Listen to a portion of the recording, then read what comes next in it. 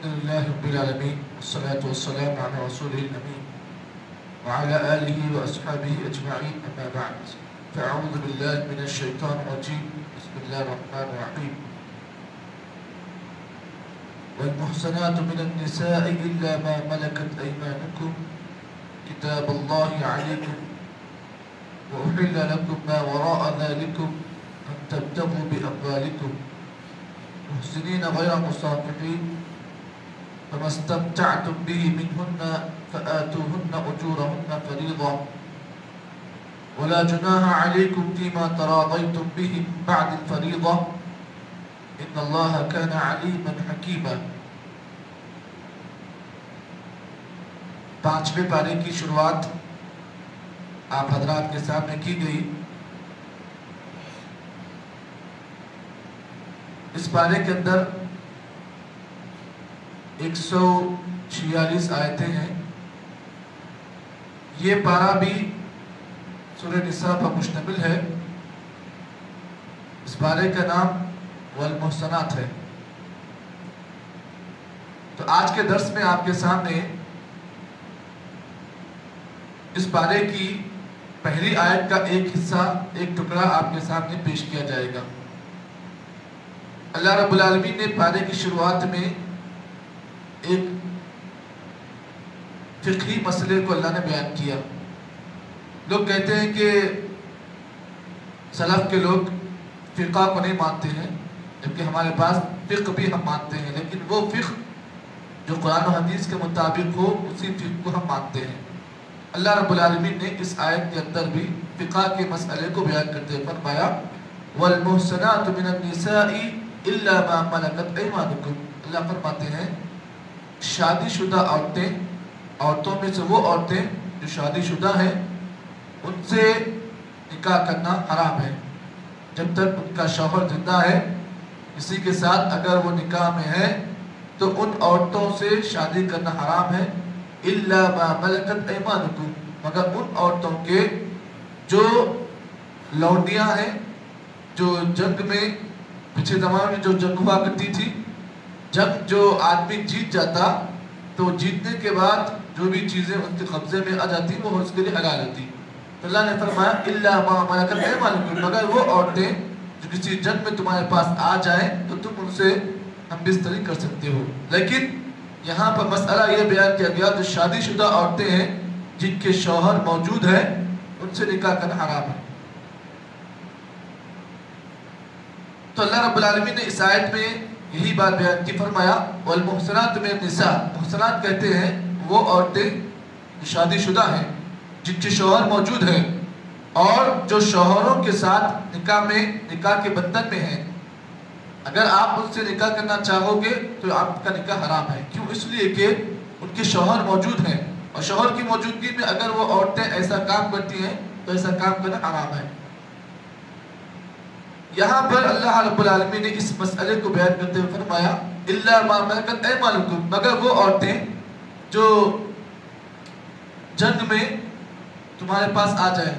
تم نے جنگ کی کسی قوم سے اور جنگ کا اصول یہ ہے کہ جو قوم جنگ جیت جاتی ہے تو جیتنے کے بعد جو کچھ بھی چیزیں ان کے قبضے میں آ جاتی ہیں وہ ان کے لیے حلال ہو جاتی ہیں.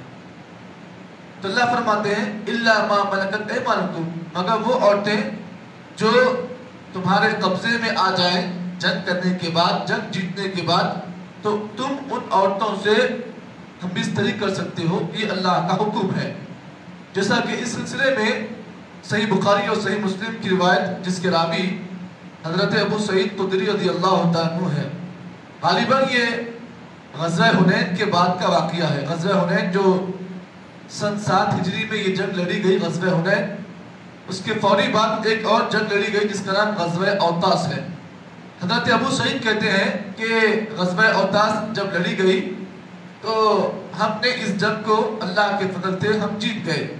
جیتنے کے بعد کیا ہوا, اس جنگ کی جتنے بھی عورتیں تھیں, جو قوم کی جو عورتیں تھیں جس قوم سے ہم نے جنگ کی, تمام جو ہے ہم نے ان پر قبضہ کر لیا. قبضہ کرنے کے بعد جو عورتیں تھیں, اب وہ عورتیں جب ہمارے قبضے میں آئی تو ہم میں کہ اکثر صحابہ کرام نے یہ سوچا کہ کیا ہم ان عورتوں سے ہم بستری کر سکتے ہیں یا نہیں کر سکتے ہیں.